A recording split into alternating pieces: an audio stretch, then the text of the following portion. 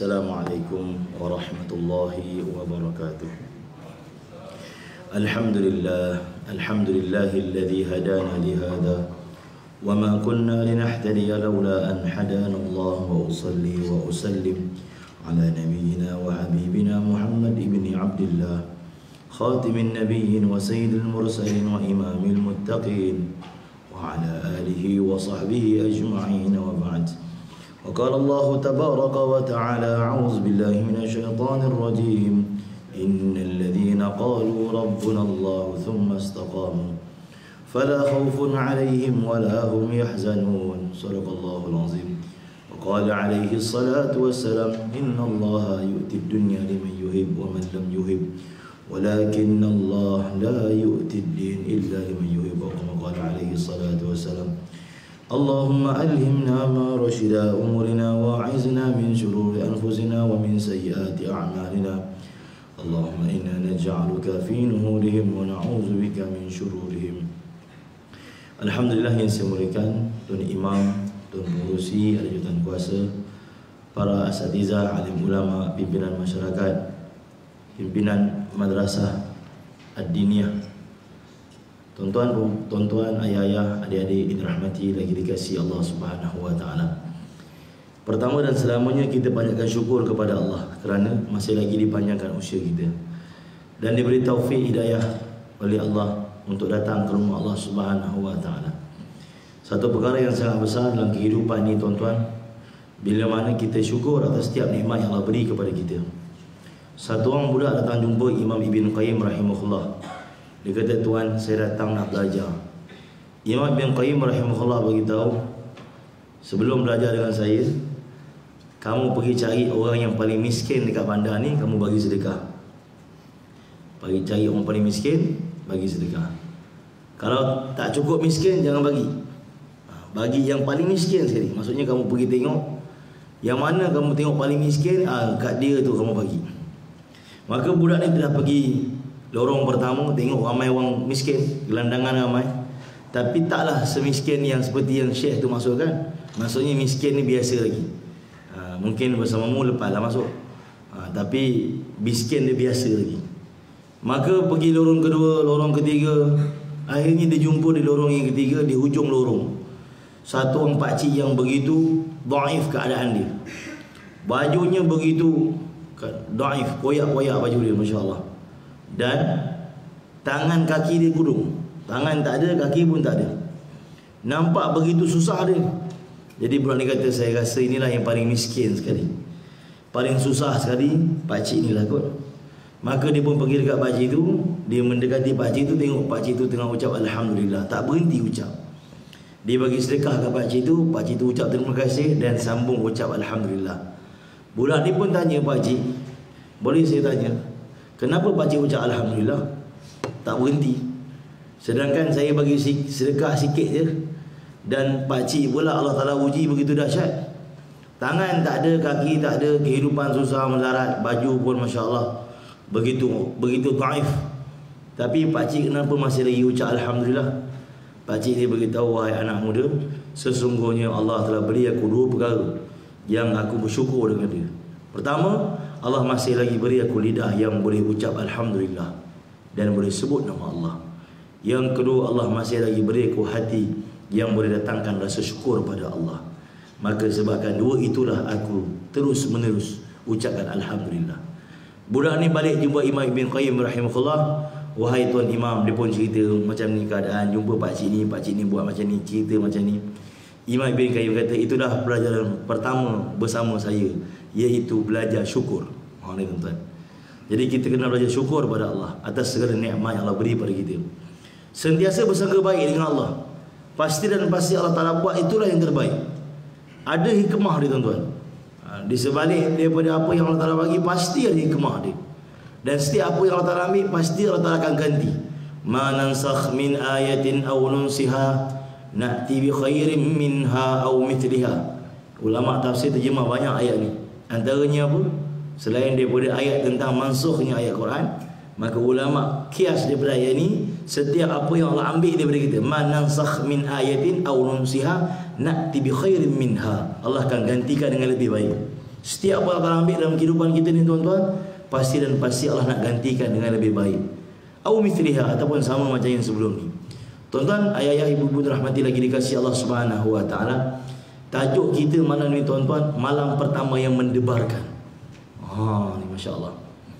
Malam pertama ni tuan-tuan, ulama kata ada beberapa malam yang berlaku dalam kehidupan kita. Mana malam pertama yang semua orang insya-Allah akan lalui kalau dia kahwin, iaitu malam pertama bersama dengan isteri dia, bertemu dengan isteri dia, bertemu dengan pasangan dia. Ia juga satu malam yang mendebarkan, tak pernah kahwin, tak pernah tidur dengan perempuan. Akan tetapi walaupun ia mendebarkan, namun masih ada lagi orang di dunia yang pernah mengalami perkara tu dan boleh cerita kat kita macam mana nak mengalami malam tu. Jadi walaupun debar, dah ada orang tunjuk contoh, cerita kat kita nak buat macam mana, buat macam ni, buka pintu dulu ke, ambil wuduk ke, ada orang cerita. Namun satu malam yang lebih mendebarkan daripada itu, yang mana tidak ada satu orang manusia pun yang hidup di muka alam pada hari ini yang pernah mengalaminya, yang boleh cerita kat kita pengalaman dia mengalami malam itu, iaitu malam pertama di alam kubur. Tak ada satu orang pun di dunia ini, walau dia penceramah sekalipun, walaupun hari-hari cerita pasal mati sekalipun, dia tak boleh cerita kat kita pengalaman dia dalam kubur malam pertama. Tak boleh cerita. Kenapa tuan-tuan? Kerana orang yang mengalaminya takkan balik dah ke dunia. Sehingga Uthman bin Affan radhiyallahu taala anhu, bila ternampak perkuburan, maka Sayyidina Uthman akan menangis sehingga basah janggut dia tuan-tuan. Siapa dia Sayyidina Uthman? Asyarah mubashirina fil jannah, orang yang telah dijamin syurga dekat dunia. Tapi sahabat tanya, wahai Uthman, kenapa kamu menangis? Uthman kata, inilah tempat perhentian yang pertama. Kalau sini gagal, seterusnya akan gagal. Kalau sini berjaya, seterusnya akan berjaya. Kalau sini senang, seterusnya akan senang. Kalau sini susah, seterusnya akan susah. Ni tuan-tuan. Sayyidina Ali radhiyallahu satu ketika bersama dengan satu orang sahabat namanya Hazrat Kumail radhiyallahu taala anhu. Wahai Kumail, kamu tahu tak apa yang berlaku kepada mereka? Iaitu orang dikubur. Masa tu lalu kat tepi kubur, Sayyidina Ali tanya, wahai Kumail, kamu tahu tak apa yang berlaku kepada mereka? Kumail kata, tak tahu. Seandainya mereka boleh bercerita pada kita, mereka akan tanya pada kita, hei orang yang hidup, apa yang berlaku kepada keluarga aku setelah mati aku? Maka kita boleh cerita kepada dia, harta-harta kamu telah dibahagi-bahagikan, waris kamu telah ambil. Itu kalau tak bergaduh lah. Kalau buat harta bagi-bagikan, anak-anak bergaduh berebut. Sebab itu setengah-setengah ulama, kami pun pernah jumpa ada tok guru yang macam tu, sebelum meninggal diwakafkan semua harta dia, tanah dia semua diwakafkan. Kita pun terkejut, tok guru, nanti anak tok guru macam mana? Apa dia cakap? Bapak saya dulu pun tak tinggal apa untuk saya, ni semua saya cari sendiri. Dia orang saya dah bagi ilmu, dah hantar pergi sekolah, dia cari sendirilah, dia kata. Ini untuk bekal akhirat saya pula. Dia jawab macam tu tuan. Sebenarnya dia kata, saya takut kalau saya bagi, dia orang bergaduh, dia orang berebut, ini akan lebih menyusahkan saya di dalam kubur. Maka saya dah bagi mereka ilmu, pendidikan, mereka carilah sendiri keperluan mereka. Dia setengah untuk guru cakap macam tu tuan. Sayyidina Ali kata apa? Kalau ditanya kepada kita apa jadikan keluarga dia, harta telah dibahagikan. Dan isteri kamu setelah habis iddah hari itu telah dikahwin dengan orang lain. Dah tukar dah. Dulu isteri si Polan, sekarang dah jadi isteri si Polan. Ada setahun share dia kata apa? Waktu kita meninggal, mula-mula isteri kita merah mata, nangislah, merah mata.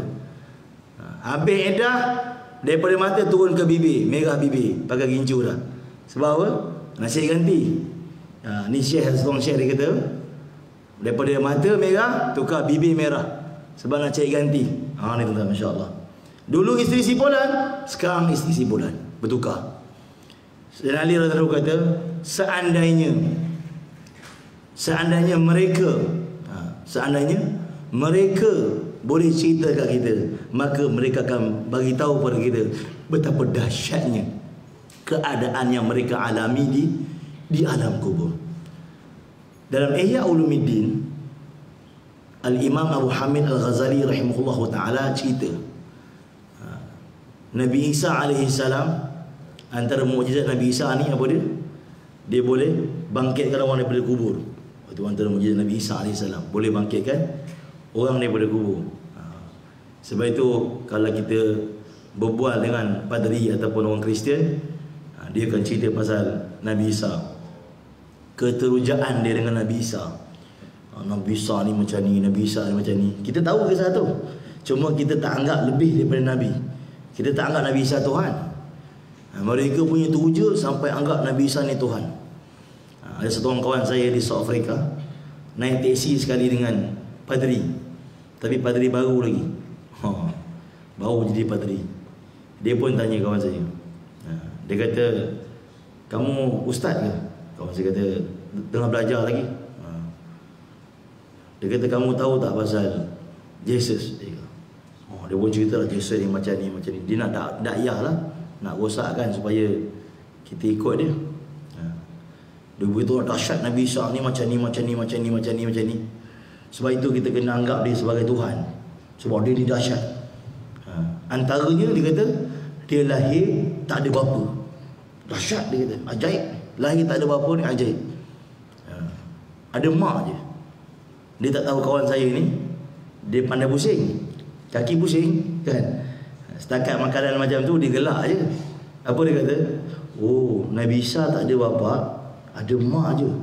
Dahsyat dahsyat dia kata. Jadi kena jadi Tuhan. Kena jadi Tuhan. Kamu ni pelik lah, kawan saya kata. Kenapa pula? Ada lagi dahsyat daripada Nabi Isa. Siapa dia? Nabi Adam. Bapa tak ada, mak pun tak ada. Kenapa tak sembah Nabi Adam? Terdiam dia. Oh, yang ni padri saya tak ajar lagi, dia kata. Padri saya tak ajar lagi. Baik. Lepas tu dia kata apa? Bila benda yang padri saya tak ajar, saya tak boleh cakap. Jadi mulai sekarang sampai tempat saya nak sampai ni, saya takkan cakap dengan awak. Kawan saya kata apa? Rupanya dalam pengajian dia, kalau dia tak kenal, kalau dia tak boleh jawab, dia tak boleh cakap, takut dia murtad agama, dia masuk Islam. Dia takut. Dia takut tuan. Betul lah kan? Kalau kau kata Nabi Isa tadi diteruja, lahir tak ada bapa, kena jadikan Tuhan. Nabi Adam bapa tak ada, mak pun tak ada. Kenapa tak sembah Nabi Adam? Terkejut dia pun tak boleh fikir. Betul juga agaknya kan, dia fikir. Jadi Nabi Isa AS, Nabi Allah yang Allah Ta'ala beri mukjizat, Masya Allah, luar biasa tuan-tuan. Allah Akbar. Boleh bangkitkan orang daripada kubur. Satu hari Nabi Isa AS bangkitkan satu orang daripada kubur. Kubur Mekah ni, keluar satu orang namanya Hazrat Sam bin Nuh AS, anak Nabi Nuh AS. Sam bin Nuh AS ni yang melahirkan para Nabi. Sebab itu kita kena tahu, anak Nabi Nuh yang Allah cerita dalam Quran, yang tenggelam dalam banjir yang besar tu, seorang je, namanya Kan'an. Ada lagi yang hidup, antaranya Sam bin Nuh AS. Ada 3 orang Nabi Nuh yang hidup, antaranya Sam bin Nuh AS. Sam bin Nuh AS yang melahirkan para Nabi ni. Baik. Jadi Sam bin Nuh AS bangun-bangun daripada kubur, beruban kepala. Uban penuh kepala. Ni Imam Ghazali tu dalam kitab Al-Ihya Ulumuddin. Jadi Nabi Isa tanya, wahai Sam bin Nuh. Sam bin Nuh ni keluar daripada kubur, turun mengucap. Turun mengucap, insya-Allah. Wahai Sam bin Nuh. Bila berapa ratus ribu tahun dah kan dalam tu kan. Masya Allah. Wahai Sam bin Nuh, kata Nabi Isa, bukankah orang yang hidup sebelum Nabi Ibrahim tak ada uban?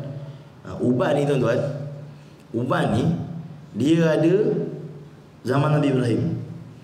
Orang yang hidup sebelum Nabi Ibrahim dalam Ihya Ulumuddin sebut tak ada uban. Jadi uban ni bermula zaman Nabi Ibrahim alaihi salatu wassalam, Al-Khalilullah Khalilur Rahman. Baik. Jadi Nabi Isa tanya, wahai Sam bin Nuh, bukankah orang yang hidup sebelum Ibrahim AS tak ada uban? Kenapa kamu beruban? Kenapa kamu beruban? Masya Allah. Apa jawab Sam bin Nuh AS? Kedahsyatan. Bermula daripada malam pertama dalam kubur. Kedahsyatan dalam kubur ni bermula masuk je, menyebabkan kepala saya beruban. Ni tuan-tuan, Masya Allah. Dahsyatnya kubur ni, kata Sam bin Nuh AS, sehingga saya berubah. Subhanallah. Tuan-tuan, ayah-ayah, adik-adik dirahmati lagi dikasihi Allah, kematian satu perkara yang pasti. Satu perkara yang pasti. Dan akan datang kepada siapa saja dan di mana saja, sama ada sedia ataupun tidak sedia. Kami orang Mesir, ramai nelayan. Keluarga kami pun ada nelayan. Ada nelayan, dia pergi laut, bawa jala, bawa bubu, ombak kuat, tenggelam kapal dia, meninggal lah. Orang jumpa jenazah dia. Jenazah dia pun diuruskan. Malam tu pun orang mula tahlil. Malam pertama, malam kedua, malam ketiga. 3 malam buat tahlil. Hari yang keempat pagi, anak dia ambil bubu bapak dia, ambil jala bapak dia, letak atas bot bapak dia yang bapak dia meninggal lagi tu. Tolak bot tu pergi ke pantai. Kan, dekat tempat ada air sikit kan. Anak dia pun nak naik bot tu, nak pergi ke laut. Cari rezeki, cari ikan. Kawan dia tanya, Mat, kamu nak pergi mana ni? Nak pergi laut lah, dia kata. Ayah dah meninggal, aku nak sulung. Siapa nak cari rezeki? Akulah kena ganti, pergi ke laut. Kau nak pergi laut? Ya. Kau tak ingat ke? Baru je 4 hari lepas bapa kau mati kat laut. Kau nak pergi laut pula? Bot yang sama, jala yang sama, bubu yang sama, orang je tak sama. Kau tak ingat ke? Apa jawab mat ni? Dia kata, bapak kau dah meninggal kan? Bapak kau dulu meninggal kat mana? Kat rumah. Kau tak takut ke duduk rumah? Bapak kau dulu kan mati kat rumah. Pindahlah yang duduk rumah, duduk kemah ke, duduk mana ke. Nak bagi tahu kematian ni datang pada siapa saja, tuan-tuan. Kat laut pun mati, dekat rumah pun mati, dekat mana saja mati. Allah Akbar. Jadi sebab itu tuan-tuan, puan-puan, ayah-ayah, ibu-ibu dirahmati lagi dikasihi Allah, perkara yang penting untuk kematian ni adalah persediaan. Apa persediaan kita? Sebab itu antara muhasabah diri yang kita kena buat sebelum tidur, ya Allah, kalau aku mati malam ni, apa persediaan yang aku telah buat? Apa yang telah buat, tuan? Apa yang kita telah siapkan untuk bertemu dengan Allah Jalla wa'ala? Apa yang telah kita persiapkan? Kita fikir, apa yang aku telah siapkan? Adakah setelah kematian aku, isteri aku akan terus menjadi isteri salihah? Adakah setelah kematian aku, anak-anak aku akan terus jadi anak yang saleh? Atau adakah setelah kematian aku, agama akan keluar daripada rumah aku bersama dengan jenazah aku? Ini sangat kita takut, tuan. Agama keluar daripada rumah kita bersama dengan jenazah kita. Masa hidup, alhamdulillah, anak-anak semua salat, isteri tutup aurat, tapi rupanya dia tutup aurat kerana takut dengan kita. Anak-anak salat kerana takut dengan kita, bukan kerana Allah. Kerana kita terlampau garang sangat, tak berkasih sayang dalam mendidik keluarga. Kita takut setelah kita meninggal dunia, agama keluar daripada rumah kita bersama jenazah kita. Anak kata bye-bye, dah tak ada semayang dah lepas ni. Bini kata alhamdulillah, tak adalah, orang kerja subuh dah, boleh tidur sampai pukul 10. Agama keluar sekali dengan jenazah kita. Ini menakutkan. Tuan-tuan, perempuan, ayah, ibu-ibu dirahmati lagi dikasihi Allah, ulama kata Allah rahsiakan 3 perkara tentang kematian. Pertama, bila mati. Rahsia daripada rahsia Allah, bila mati, tuan-tuan. Tak ada siapa pun tahu bila dia mati. Ustaz, alhamdulillah Ustaz, dalam ramai-ramai orang saya dapat tahu bila saya mati. Oh, dahsyat, tuan-tuan. Dahsyat, dia tahu bila dia mati. Tarikh lahir kita tahulah, tarikh mati tak tahu, tuan. Yang kedua, di mana mati tak tahu kita. Berangan boleh lah. Saya berangan nak mati kat Madinah, berangan boleh lah, kan, doa ataupun azam boleh lah. Tapi di mana mati tak tahu. Satu orang, tuan, satu orang dia buat usaha dakwah, dia meninggal dalam tandas. Dalam tandas meninggal. Bapak dia menangis. Ya Allah, ujian betul lah bagi aku. Dah lah orang kampung ni tak suka tabligh, kan? Aku pula buat tabligh, anak aku meninggal dalam tandas. Ya Allah, ujian ni. Apa ni besok aku nak cakap orang kampung ni? Orang kampung kata, tu dah aku dah cakap, jangan buat tabligh, kata tengok anak kau mati dalam tandas. Malam tu dia mimpi anak dia. Anak dia meninggal, malam tu dia mimpi anak dia. Anak dia kata, ya, ayah jangan risau. Jangan risau, jangan sedih. Sebab tadi masuk tandas, saya masuk baca doa. Saya masuk dengan kaki kiri. Dan saya amalkan sunnah Nabi waktu buang air.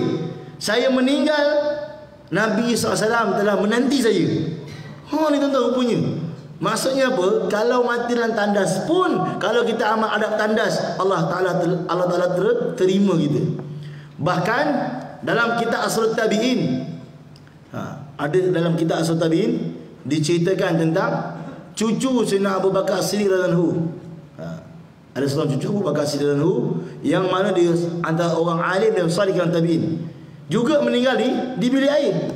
Jadi kita tak boleh cakap meninggal di bilik air satu perkara yang hina. Tak. Kalau dia meninggal dalam keadaan amal yang betul, masuk tandas kaki kiri, sebelum masuk baca doa, kan, buang air tutup kepala. Kalau telanjang bulat tak tahulah kan. Ini tutup aurat betul, masya-Allah. Meninggal dalam keadaan baik, walaupun di tandas, amal adab tandas merupakan penerimaan Allah Taala. Tetapi walaupun kita meninggal di tempat yang baik, masjid, meninggal kat masjid, tapi tengah kutuk orang, tengah mengumpat orang. Meninggal mana? Masjid, tapi tengah kutuk orang. Tengah kutuk orang, tengah-tengah kutuk tersedak, mati kat masjid. Meninggal tempat baik dah, tapi amal tak baik. Maka ini akan jadi masalah di akhirat, tuan. Mati dengan amal yang tak baik. Maka sebab itu 3 perkara rahsiakan bila mati, di mana disemadikan. Almarhum Musa Fazli Yamani meninggal di China, tuan, tanam di Batu Muda. Tanam kat sini je Batu Muda, meninggal di China, masya-Allah. Ini rahsia daripada rahsia Allah Taala. Dan tuan-tuan, lubang kubur yang kita tengok, lubang kubur yang kita tengok, kita nampak lubang kubur sebegitu je, tetapi lubang kubur ni akan jadi 2 tempat, tuan-tuan. Nabi bagi kita hadis, dia berkata sama ada dia akan jadi raudhatun min riyadil jannah, taman daripada taman-taman syurga, ataupun dia akan jadi lembah daripada lembah-lembah neraka. 2 tempat itu, tuan. Sama ada taman daripada taman-taman syurga ataupun lembah daripada lembah neraka. Satu orang syekh saya kata, ada setengah tempat di Amerika dan di Arab, kampung tu banyak debu. Di US pun ada padang pasir kan. Kampung tu banyak debu. Jadi orang buat rumah dalam tanah, tuan. Atas kecil rumah. Kecil rumah ni. Rupanya tu pintu masuk, turun tangga, ya Allah, macam istana bawah tu. Kat Arab pun dia macam tu. Jadi gambaran, walaupun tidak tepat, tapi seakan-akan nak menggambarkan kita, kubur nampak kecil, tapi untuk orang beriman masuk akan jadi luas, seluas mata memandang. Untuk yang beriman, apa kubur cakap? Dalam riwayat sebut, kubur kata, di antara manusia yang berjalan di atas muka bumi, kamulah yang paling aku sayang. Hari ini kamu dibawa kepadaku, kamu lihatlah bagaimana aku melayanmu. Ni kubur cakap, kan? Selamat datang, marhaban, selamat datang. Kubur akan terbuka saujana mata memandang, luas. Nampak macam sempit kubur tu kan. Lagi-lagi dibaket, anda tengok, bunyilah kecil kan, sikit-sikit dibaket kan. Tapi bila masuk, tuan, masya-Allah, lebih daripada 5 star. Sebab ia merupakan bayang-bayang ataupun gambaran untuk menuju syurga Allah Subhanahu Wa Taala. Sehingga ulama menyebutkan, orang yang masuk dalam kubur tak pergi syurga pun tak apalah, dia kata sini pun masya-Allah dah. Man ba'athana mim marqadina. Siapa yang kejut aku ni? Aku tengah nyenyak, syok duduk bawah ni, tengah syok duduk dalam kubur ni. Siapa yang kejut ni? Baru je aku mati tadi. Dia dah meninggal 30,000 tahun dah, tuan. Tapi dia rasa baru je.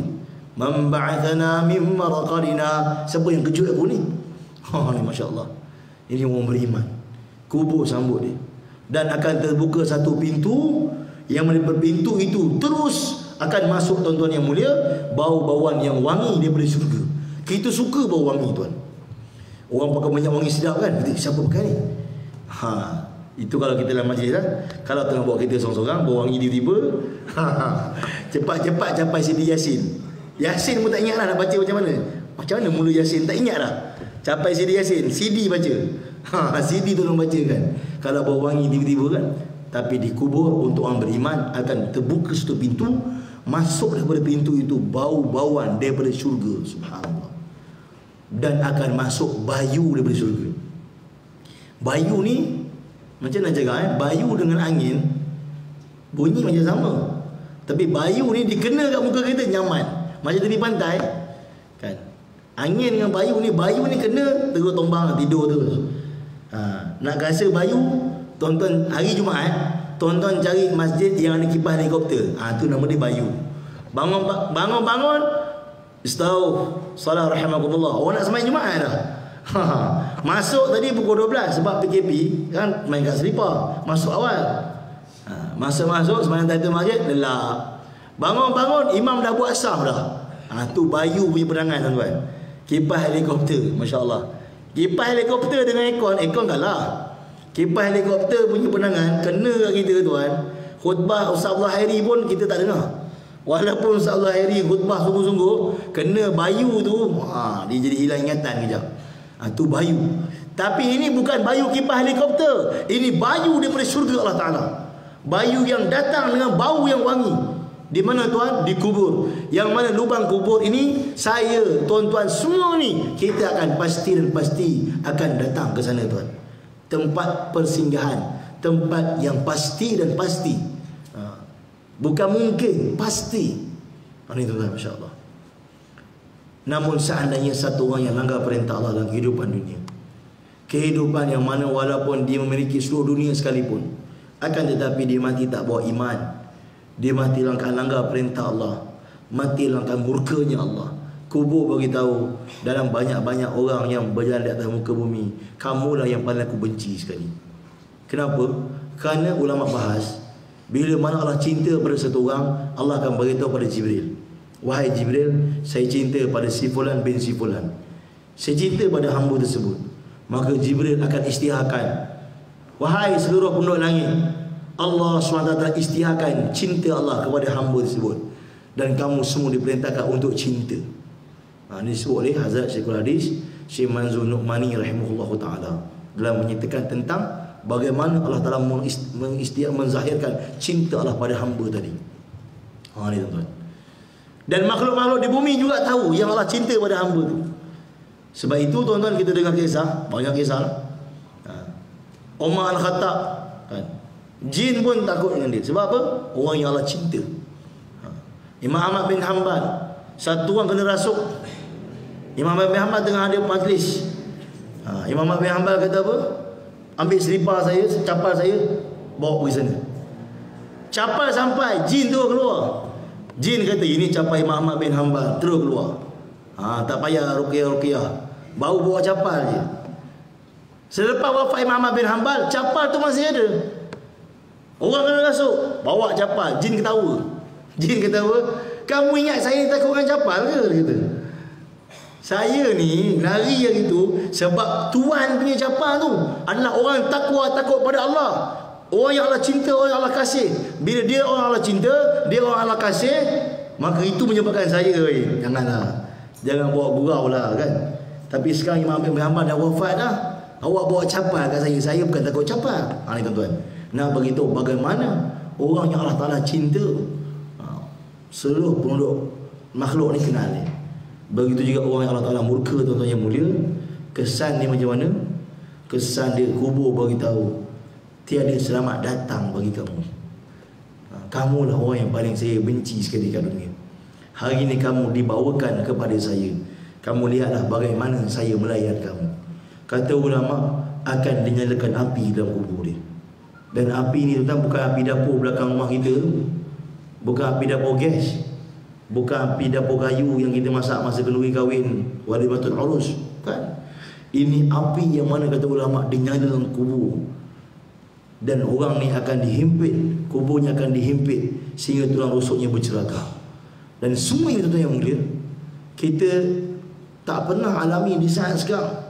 Dan orang yang pernah mengalaminya pun tak dapat nak cerita pada kita, melainkan apa yang Nabi SAW ceritakan kepada kita. Inilah yang diceritakan oleh alim ulama kita.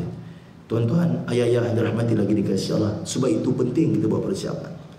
Kerana perjalanan kubur satu perjalanan yang mana permulaan bagi menuju ke gerbang akhirat. Sehingga kan kata ulama, ada yang mana disiksa dalam kubur mereka tak tahan, dan beritahu pada Allah, ya Allah, segerakanlah mahsyar, segerakanlah ya Allah.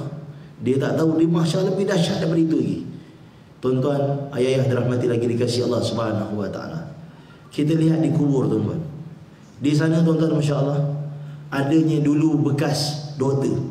bekas profesor, bekas datuk, bekas YB, bekas pekebun, semua mantan-mantan ni semua dekat kubur.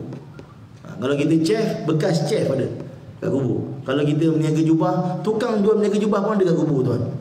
Semua ada. Semua yang bekas-bekasnya ada. Nak beritahu apa? Kita juga takkan terlepas daripada kematian. Takkan terlepas. Dan di hari kematian kita tuan-tuan, orang takkan panggil kita dengan nama kita sekarang dah. Orang akan panggil kita dengan gelaran jenazah. Orang akan panggil arwah. Orang takkan cakap di hari kematian kita, Datuk ni nak mandi gua apa Datuk? Tak panggil Datuk lah tuan. Orang takkan cakap ustaz ni kita nak mandi gua apa ustaz? Orang akan cakap jenazah ni nak mandi gua apa? Orang akan tukar nama. Sebab itu satu orang ulama dia bagi tamsil. Saya ingat lagi tuan. Tamsil tentang ayam. Ayam, satu ekor anak ayam, dia komplain kat mak dia. Dia kata, mak, saya tak apa puas hati lah mak. Mak dia kata, kenapa tak puas hati? Manusia ni dia kata, untunglah dia, banyak nama. Ada nama Iman, kan? Ada nama Abu, nama Ali. Nama dia banyak. Kalau dia ada pangkat, Dr. Ali. Kalau Prof Ali. Kalau Datuk, Datuk Ali. Banyak nama dia. Sedangkan kita, ayam je nama. Tak kelima lah mak. Kan? Nama sama je, ayam. Nama. Manusia, nama macam-macam. Ali, Abu, macam-macam nama lah, Masya Allah. Kalau ada pangkat, dia ada pangkat dia. Apa kata mak dia? Itulah kau tak tahu. Kita dengan manusia ada beza. Manusia masih hidup banyak nama. Ali, Abu, Atan. Kalau dia Datuk, doktor ke apa kan. Tapi masa mati satu nama, jenazah ataupun arwah, satu je. Kita pula masa hidup satu nama, ayam. Lepas mati pun banyak nama. Ya ke mak? Ya. Ayam masak merah, ayam goreng, ayam masak lemak, ayam masak sup. Lepas mati pun banyak nama. Oh macam tu punya mak. Ni bukan satu orang share, dia bagi tamsil. Jadi tuan-tuan yang mulia, kematian akan datang kepada kita semua tuan. Maka sebab itu kita perlu buat persiapan. Sebab itu tuan-tuan kalau kita lihat di Selangor dan di beberapa negeri termasuk Johor, lepas Isyak dia orang buat surah Al-Mulk. Surah Al-Mulk baca kan, baca surah Al-Mulk. Sebab bukan kita boleh baca kat rumah, boleh, lagi bagus. Tapi selalu lupa. Lepas kuliah aja bagi syok lutut, lupalah. Lupa terus. Sampai bangun subuh, Allah, tidur tak baca surah Al-Mulk. Kalau mati malam tadi macam mana? Ni tuan. Jadi sebab tu setengah tempat di Selangor, Johor, setengah tempat lah, Melaka, lepas Isyak surah Al-Mulk baca ramai-ramai. Ada kata ustaz, kita bukan tak nak buat ustaz, tapi kalau buat tinggal imam je. Surah Al-Mulk ni kan, takut imam je baca ustaz, yang lain semua jalan balik. Dia permulaan macam tu lah tuan. Permulaan memang imam je dulu. Nanti lama-lama ramai lah. Macam dulu-dulu kita nak mula surah sajadah subuh, hari pertama buat, orang kampung komplain, siapa imam ni? Panjang macam, ingat kat Mekah ke baca panjang-panjang? Tapi cuba sekarang tuan, saya sembahyang tu surau subuh Jumaat, saya tak ingat tu Jumaat, saya tak baca surah sajadah. Bagi salam doa habis, ustaz tak hafiz ustaz tak ingat surah sajadah. Kita pula kena kan. Ni keadaan berlaku sekarang. Dulu kita nak mula, kita marah. Panjang baca ni, bukan Mekah nak baca panjang-panjang, nak baca panjang, pergi sembahyang sunat lah baca panjang. Sedap kita kena kan. Tapi rupanya bila dia dah syok, dia pula marah kita bila tak baca. Jadi tuan begitu. Al-Mulk kita diprogramkan di Selangor, banyak tempat buat, Masya Allah. Untuk apa tuan? Untuk jadi bekal kita dalam kubur, Masya Allah. Ustaz berhenti azan. Teruskan. Baik. Jadi tuan-tuan, ayah-ayah yang dirahmati lagi dikasihi Allah, selain daripada itu ulama kita minta untuk kita baca doa tuan. Allahumma barik li fil maut wa fi ma ba'dal maut. Allahumma barik li fil maut wa fi ma ba'dal maut. Ya Allah, berkatilah aku waktu kematianku dan juga selepas kematianku. Ulama minta kita baca, ada pendapat minta satu hari 21 kali, ada kata satu hari 25 kali, ada kata satu hari 27 kali. Boleh dia ikut sama-sama baca. Allahumma barik li fil maut wa fima ba'dal maut.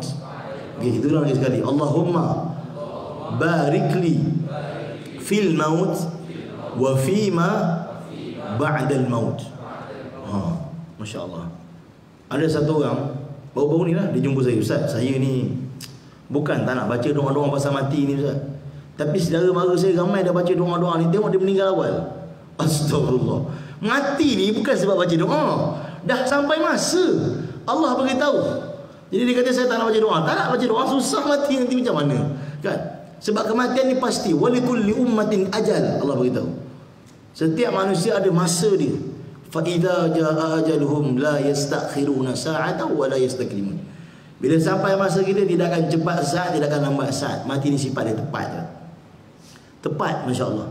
Tidak akan lambat, tidak akan cepat.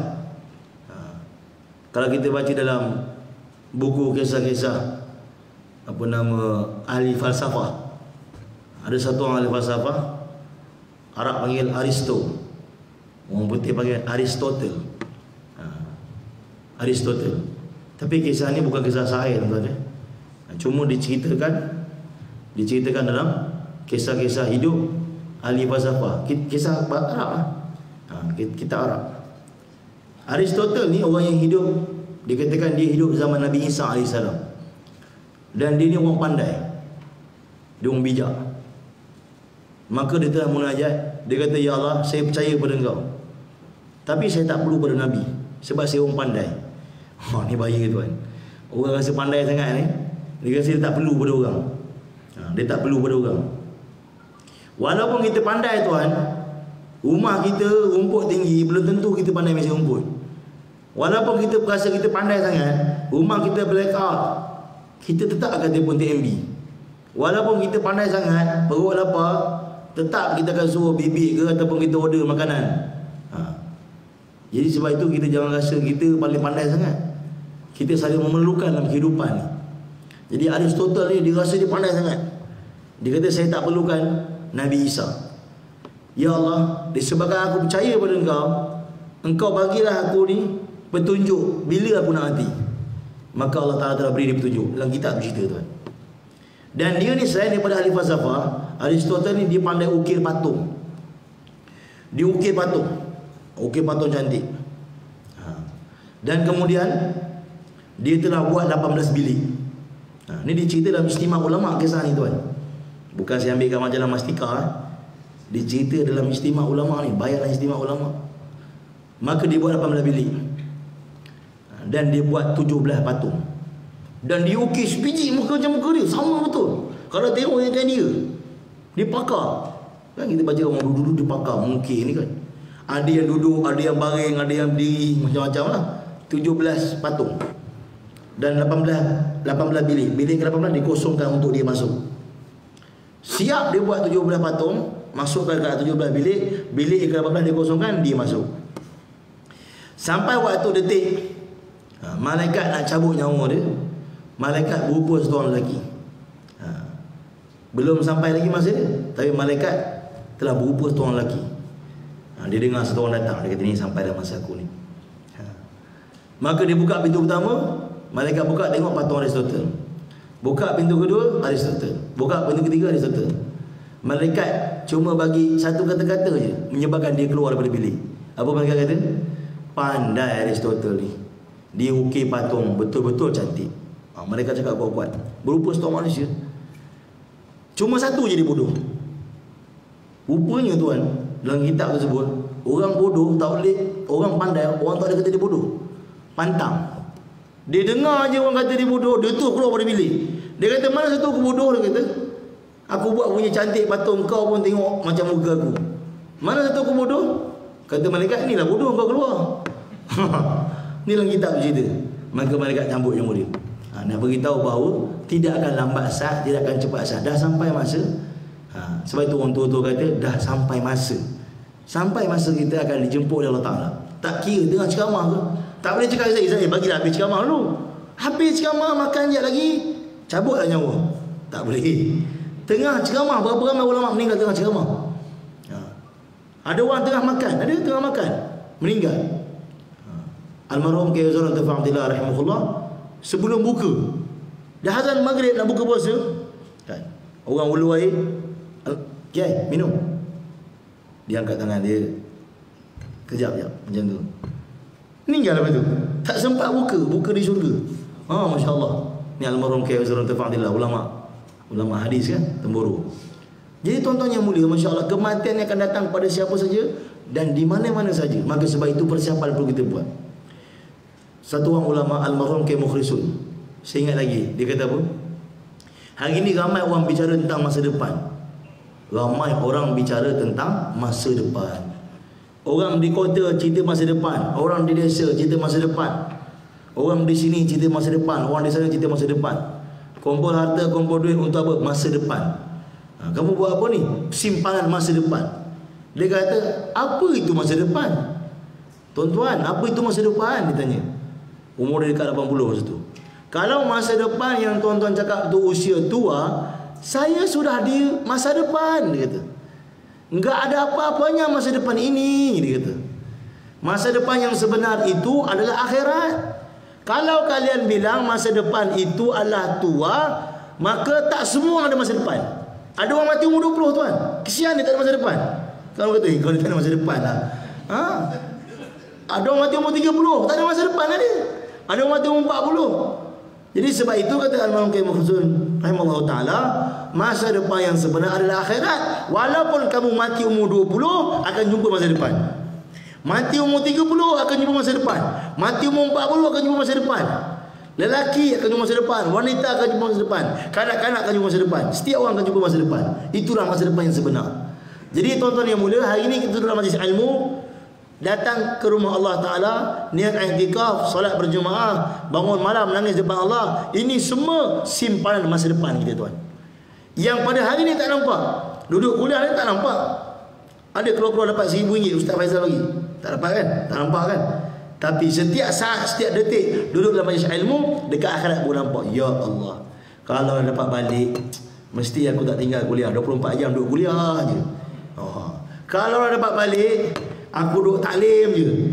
Tak adalah aku skip taklim. Kalau dapat balik, aku akan duduk madrasah je. Tak ada menangis dengan ayah nak minta balik. Kan minta balik, ayah tak apalah madrasah ni, pindah madrasah lain lah kan. Ni penyakit duduk madrasah. Pindah madrasah lain tak ambil belajar. Lah kerja mana? Car wash.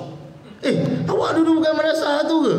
Saya pernah ceramah kata awak. Betul Ustaz, saya pindah-pindah madrasah, lala tak habis kerja car wash. Ni tuan. Jangan jadi suka-suka pindah-pindah madrasah. Masya-Allah. Habis kat sini. Tuan-tuan yang mulia, kematian satu perkara yang pasti. Saya akan alami, tuan-tuan akan alami, dan persiapan perlu kita buat. Dan bila mana kita meninggal dunia, kata ulama, itulah malam pertama isteri kita menjadi janda. Itulah malam pertama anak kita menjadi yatim. Itulah malam pertama jiran-jiran kehilangan kita. Dan bila mana kita meninggal, semua orang sedih kehilangan kita. Isteri hilang kita, anak-anak hilang kita, jiran hilang kita, kawan-kawan surau hilang kita. Tapi mereka semua hilang seorang je kita. Kita yang mati hilang semua. Hilang isteri, hilang anak, hilang kawan, hilang jiran, hilang semua. Sebab itu kata ulama, bila mana satu orang meninggal dunia, semua orang terkejut. Kan kematian ni benda yang mengejutkan. Jarang ada orang meninggal tak terkejut. Kalau dikenal, meninggal? Baru dengar dia ceramah malam tadi, meninggal dah. Terkejut orang dengar kan. Jarang orang dengar, meninggal, biasalah, semua orang hidup ni meninggal, biasalah. Tak ada. Tak pernah dengar lagi tu kan. Biasanya orang akan terkejut, ya Allah meninggal, baru je semalam minum dengan dia, ya Allah meninggal dah. Orang akan terkejut. Isteri terkejut, meninggal dah abang, ya Allah kan. Sepanjang hidup sama inilah kan, kawan baik, teman perjuangan, sama-sama bergaduh. Tak ada tempat nak bergaduh dengan kawan, tak berani sebab tak kuat, badan tak sadu, bergaduh dengan bini. Jadi kawan baik meninggal dah. Anak-anak meninggal dah ayah. Tak ada siapa lagi nak jerit-jerit kan. Jiran tangga pun meninggal, dia baru nampak semalam dia lalu dari depan rumah. Semua orang terkejut.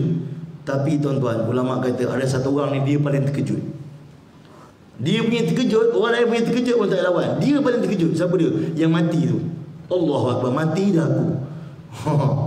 Mati dah aku. Sebab itu bangun tidur, dalam hadis yang saya sebut, kena baca alhamdulillahillazi ahyana ba'dama amatana wa ilaihi nusyur. Tanda syukur kepada Allah yang bangkit kita daripada mati yang sementara. Bangun-bangun tidur nampak kipas lagi, okey katil 2 tingkat, okey lagi. Kalau bangun-bangun tidur nampak lain je, tuan. Muka nangkih punya. Allah, dah nak tanya soalan dah habis. Sebab itu bangun-bangun tidur kena baca doa. Tuan-tuan yang Allah Subhanahu wa taala, kita semua akan mengalami perkara ini, dan tuan-tuan yang mulia, perlu kita muhasabah diri kita. Apa persiapan yang kita buat dalam kehidupan ini? Dan kita kena listkan apa benda yang kita telah buat dalam kehidupan ni kalau sebaiknya lah. Kalau tuan-tuan biasa dengar tadika nama Little Khalid. Little Khalid popular kan? Satu Malaysia ada. Dia punya bos besar dia nama Tuan Haji Roslan. Dia pergi keluar dakwah dekat Turki dengan kawan saya. Saya pun cakap, bang, korek sikit rahsia macam mana cara nak jadi kaya. Kawan saya pun tanya, macam mana Tuan Haji nak jadi maksudnya macam Tuan Haji lah, boleh buka bisnes semua. Banyak tip dia bagi, tapi yang satu ni saya tak pernah dengar. Apa dia? Dia kata buat syukur list. Syukur list dia kata. Syukur list ni kita tulis daripada kita lahir apa nikmat Allah Taala yang pernah Allah beri pada kita. Allah beri mak bapak yang baik, Allah bagi kita kat sekolah dapat skor peksa, ataupun kita tak pandai belajar tapi main bola kan, aktif wakil sekolah. Ni semua tak semua orang dapat. Kan, jadi pengawas sekolah, cikgu baik dengan saya. Tulis semua sekali. Sampai kita dah tua ni, sampai kita dah besar ni, tulis semua. Eliminate kan? Apa buat? Waktu tengah ada sedih ke apa, tengok apa yang Allah telah beri pada engkau daripada kecil. Bila tengok, dia kata kita akan rasa syukur pada Allah. Bila syukur, lain syakartum la azidannakum, Allah akan tambah rezeki. Dia kata dibuat macam tu, Allah Taala beri rezeki seluruh Malaysia boleh buka Little Khalid. Tuan. Ini jarang dengar. Saya dengar kali pertama, tak pernah dengar lagi. Masya-Allah. Jadi tuan-tuan yang dimuliakan Allah Subhanahu wa taala, kita kena sentiasa syukur pada Allah dan sentiasa beringat bahawa kematian akan datang pada kita. Persiapan perlu kita buat. Dan kata ulama, seandainya Israel alaihi salam datang pada kita, kata ulama, Israel ni dia boleh berupa siapa saja. Dalam kitab Munabihat, Imam Ibn Hajar Asqalani rahimahullah cerita, Israel pernah berupa satu orang tua untuk cabut nyawa satu orang pemerintah zalim. Ini kisah terakhir. Pemerintah zalim. Pemerintah tu zalim. Nak naik, nak pakai baju, pilih baju. Saya tak nak baju ni tak nak. Ini tak nak, okey baju ni. Pilih baju ialah murah. Pilih pula kasut. Pilih pula dia punya kuda, dia dah naik kenderaan. Dalam begitu sombong dekat bandar. Orang semua kena berdiri kiri kanan jalan. Ni Imam Ibn Hajar tu dalam kitab Al-Munabihat. Israel AS datang untuk cabut nyawa ni sebab masa telah sampai. Israel berupa satu orang pakcik tua. Satu orang pakcik tua. Israel ni dia tak ada spek. Dia tak ada macam Jibril. Kan? Jibril AS kalau nak berupa orang, dia akan berupa orang yang handsome. Rambut sikat minyak. Sebab itu zaman Nabi, Jibril akan berupa seorang sahabat Nabi yang handsome, namanya Hazrat Abu Dihya Khalifah Al-Qalbi. Tulis lah. Yang ni tak ada, jarang jumpa ni. Abu Dihya Khalifah Al-Qalbi. Jibril kalau nak jumpa Nabi SAW, nak berupa manusia, maka Jibril akan berupa seorang sahabat namanya Sayyidina Abu Dihya Khalifah Al-Qalbi radhiyallahu ta'ala anhu. Ni Abu Dihya ni paling handsome. Kadang-kadang sahabat ingat Nabi tengah berbual dengan Abu Dihya, rupanya berbual dengan Jibril. Jadi Jibril dia ada spek dia, handsome. Kalau baju genyok-genyok gini tak boleh lah.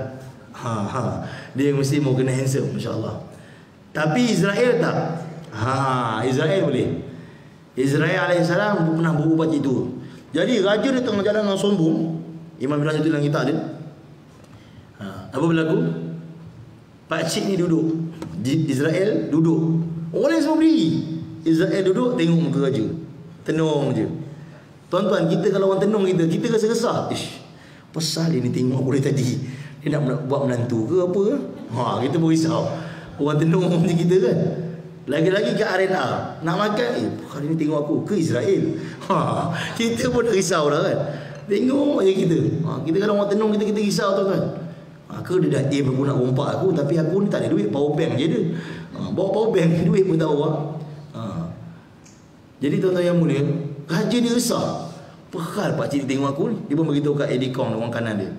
Pergi tanya pakcik tu, pasal tengok aku. Dia nak apa? Kalau dia nak apa aku bagi. Tapi jangan tengok aku je. Dia punya orang kanan pun pergi. Pakcik, tuanku tanya, pakcik nak apa? Tuanku nak bagi apa pakcik nak? Asalkan pakcik jangan tengok tuanku je. Kata pakcik tu, bagi tahu kat tuanku, saya nak telinga dia nak bisik. Nak telinga tuan, bukan buat sop lah. Nak telinga nak bisik. Tuanku, pakcik tu kata dia nak bisik kat tuanku. Boleh, panggil datang sini. Panggil datang sini. Kemudian orang dia pun pergi. Pakcik, tuanku kata boleh. Pakcik ke sana. Tak, dia datang kat aku. Pakcik tu kata dia tu kena datang kat aku, bukan aku pergi kat dia. Raja kena dengar. Raja pun pergi. Asalkan lepas pakcik bisik, jangan tengok saya je. Pakcik kata boleh. Pakcik tu bangun, bisik kat telinga. Akulah Israel, datang untuk cabut nyawa kamu. Masa kamu telah tiba. Imam Ibn Hajar tulis, bergoncang tulang.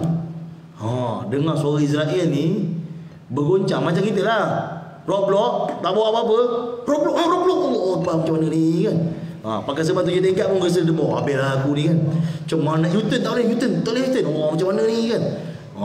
Tiba-tiba kan terus berdebar gitu kan.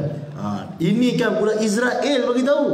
Saya Israel datang untuk cabut nyawa. Bergoncang tulang dia. Apa kata raja? Israel, bagilah aku masa. Bagi aku masa. Israel kata apa? Masa telah diberikan, ruang dan peluang telah diberikan, tapi kamu tak gunakan sebaiknya. Maka dia sentak nyawa orang tadi, tuan-tuan. Jadi tuan-tuan yang dirahmati Allah Subhanahu Wa Taala, Israel akan datang untuk mencabut nyawa kita. Malakul maut akan datang. Apakah persediaan kita? Untuk orang yang beriman, Israel akan cabut nyawa dan kasih sayang. Untuk orang yang langgar perintah Allah, yang hidup jauh daripada Allah, Israel akan cabut nyawa sesuai dengan keadaan orang tu tadi. Maka sebab itu tuan-tuan, kita tengok para alim ulama, orang soleh, para pendakwah meninggal senyum. Jumpa Israel senyum. Bahkan ada lewat cerita, ada satu orang yang mana Israel datang. Dalam Faedah Sedekah saya tulis, satu orang Israel datang, dia kata apa? Tuan, kenapa lambat sangat datang? Tuan-tuan bayanglah, kita kalau boleh lambat lagi. Dia kata Israel, Tuan, kenapa lambat sangat datang? Kerana saya sangat cinta pada Allah. Saya sangat cinta pada Nabi. Bilal bin Rabah waktu nak meninggal, dia kata apa? Basyiru, basyiru, basyiru. Berita gembira, berita gembira, berita gembira. Bini Bilal kata, berita sedih, berita sedih, berita sedih. Bilal kata tidak, berita gembira. Isteri dia kata kenapa? Kerana aku begitu rindu dengan Nabi SAW. Setelah kematian ini, aku akan bertemu dengan kekasih aku. Orang soleh faham kematian adalah perkara yang mengembirakan kerana dapat menemukan mereka dan kekasih mereka. Adapun kita menganggap kematian satu perkara yang memotong kelazatan dunia kita, menyebabkan ia menjadi kesedihan dan menjadi kesusahan bagi kita. Maka sebab itu kita niat insya-Allah untuk buat persiapan menjadi orang saleh. Kata Sayyidina Umar, kama tahiyatu tamutun, kama tamutun tuma'asun. Bagaimana kamu habiskan hidup kamu, begitu kamu akan mati. Bagaimana kamu mati, begitu kamu akan dibagikan nanti. Wallahu ta'ala alam wal mu'atam. Saya mohon maaf sebenarnya perkongsian ada terkasar bahasa, tersilakan terlanjur bicara. Minta ampun tuan-tuan, minta ampun pada Allah. Semoga apa yang saya kongsikan saya ini dapat amal. Tuan-tuan dengan sama-sama dapat amalkan dan sama-sama kita sampaikan. Assalamualaikum warahmatullahi wabarakatuh. Tangguh majlis dengan ketua majlis Sulawesi.